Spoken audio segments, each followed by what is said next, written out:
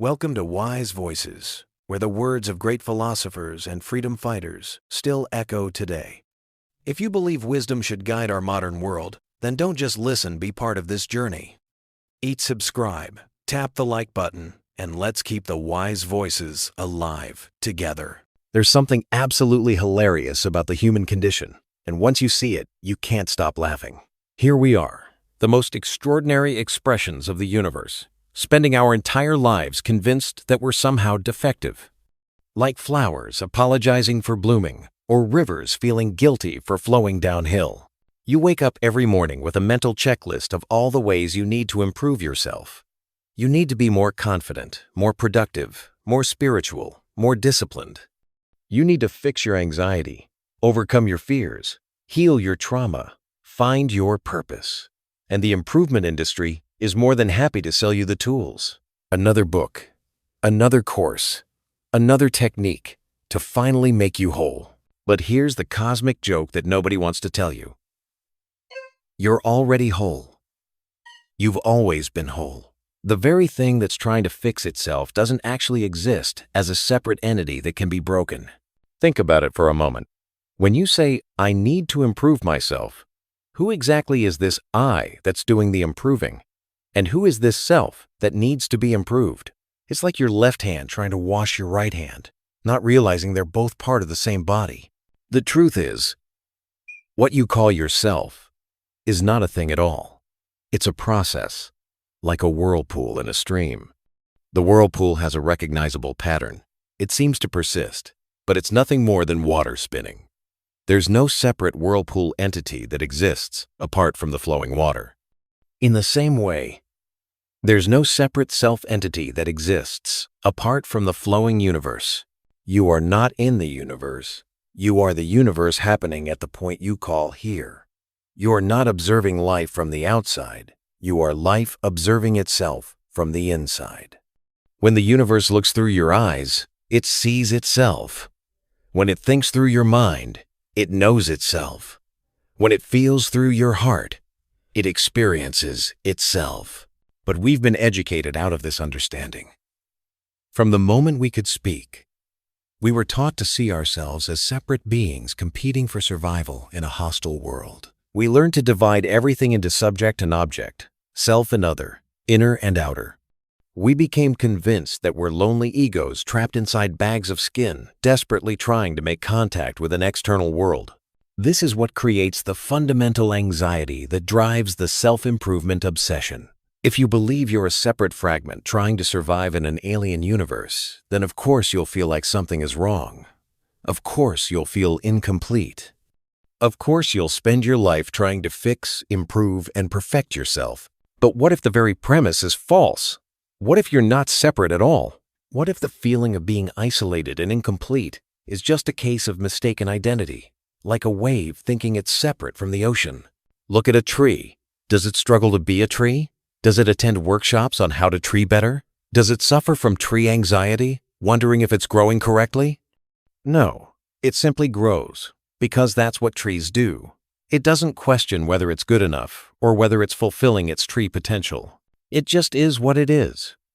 Naturally and effortlessly. You are no different. You are a human being in exactly the same way that tree is a tree being. You're not a human trying to be. You're the universe humaning, just as naturally as it's treeing, starring, and clouding. But here's where it gets interesting.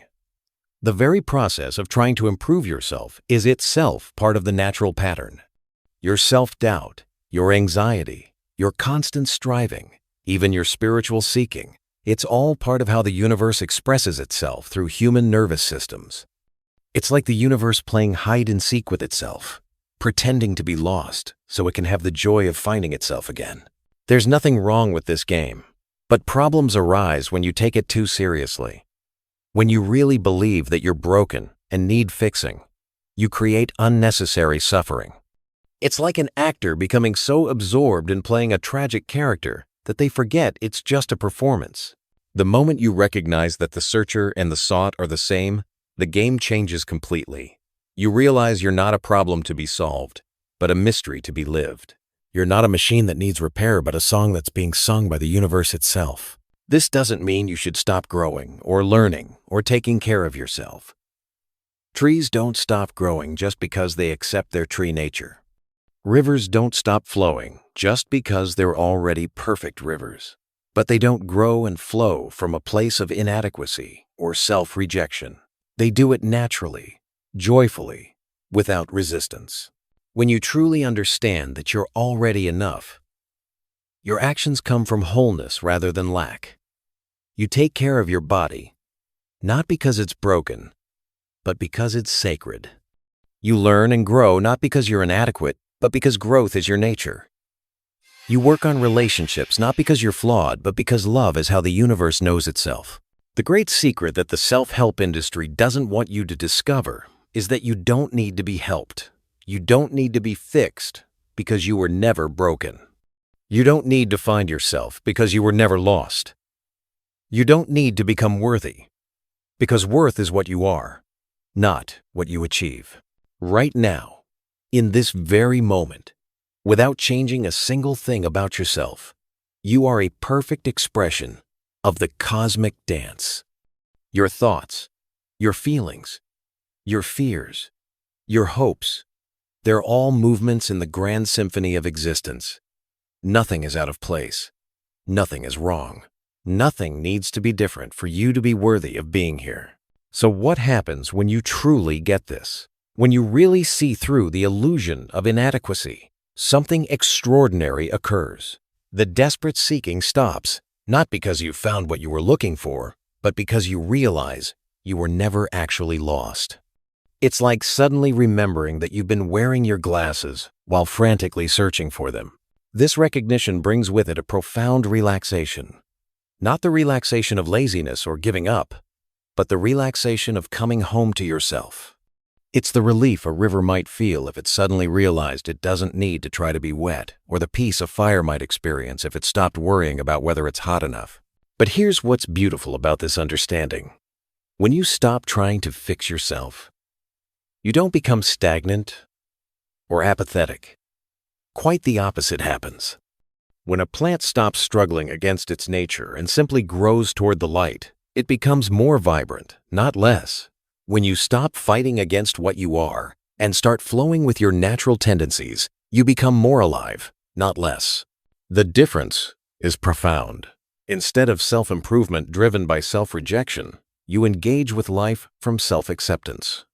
Instead of changing yourself because something is wrong with you, you evolve because growth is simply what living beings do. It's like the difference between a forced smile and genuine laughter. Both might look similar from the outside, but they come from completely different places inside. Most people are terrified of this idea because they think acceptance means settling for mediocrity. They believe that if they stop criticizing themselves, they'll become lazy and never accomplish anything meaningful. But this fear comes from not understanding the difference between neurotic striving and natural growth. Neurotic striving is like trying to pull yourself up by your own bootstraps. It's exhausting because it's based on the illusion that you need to escape from what you are. Natural growth is like a seed sprouting. It happens effortlessly because it's following the deep intelligence of life itself.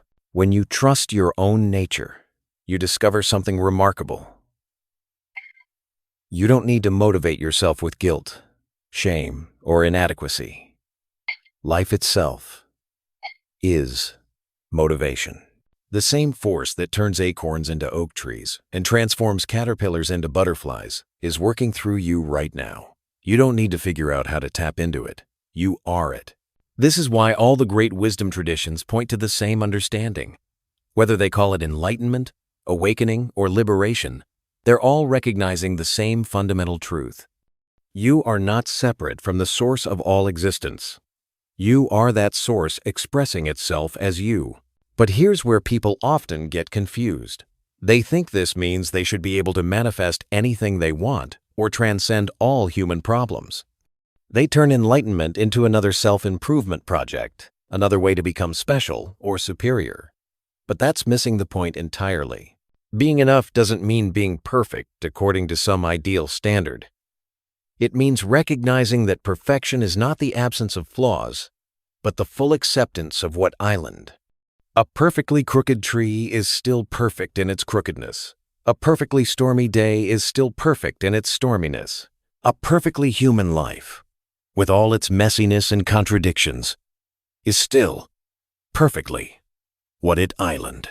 The peace that comes from this recognition is not the peace of having solved all your problems. It's the peace of no longer seeing yourself as a problem that needs solving. Your challenges don't disappear, but your relationship to them transforms completely. Instead of evidence of your inadequacy, they become opportunities for the universe to experience and know itself more fully through you. This is the ultimate joke of the spiritual search. People spend decades trying to become enlightened, not realizing that the one who is searching for enlightenment is already the light they're seeking.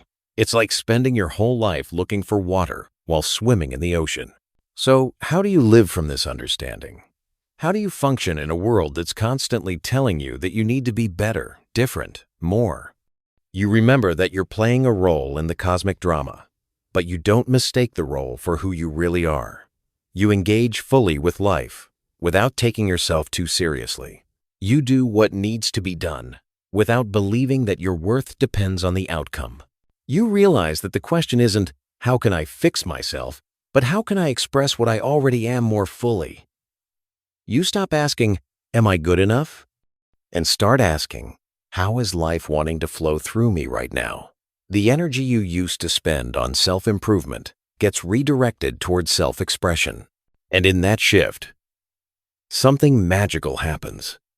You stop being a problem trying to solve itself and become a gift that the universe is giving to itself through your unique form of consciousness. You are already enough. You always have been, and you always will be. The only thing that ever needed to change was your belief that something was wrong with you in the first place.